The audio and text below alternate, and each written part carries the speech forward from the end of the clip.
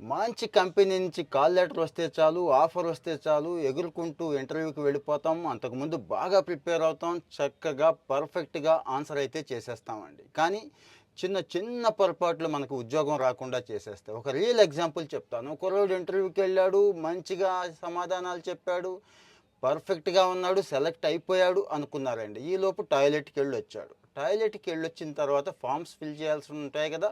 చేస్తున్నాడంతే. నీకు ఉద్యోగం లేదు అని చెప్పేశారండి. ఏం జరిగిందో మీకు అర్థమైందా? టాయిలెట్‌కి వెళ్ళిన తర్వాత ఫ్లష్ చేయడం మర్చిపోయాడండి. ఆ ఎగ్జాంపుల్స్ అన్నీ కూడా అతను స్వయంగా అతనే మీడియాలో పెట్టుకున్నాడు. పోనీ ఇటు నుంచి ఏమన్నా పాజిటివ్‌గా అతనికి సపోర్ట్ ఇచ్చారంటే లేదండి. కనీసం టాయిలెట్ ఫ్లష్ చేయలేనోడు నువ్వు ఆఫీస్ శుభ్రంగా ఉంచుతావు. కనీస బాధ్యత లేని వాడికి ఉద్యోగం ఎలా ఇస్తారని చెప్పి రివర్స్‌లో కామెంట్స్ కూడా. సో, మన నాలెడ్జ్, చదువు, క్వాలిఫికేషనే కాదండి. మనకున్న అలవాట్లు కూడా ప్రభావితం చేస్తాయి. కంపెనీలు అవి కూడా చూస్తాయి.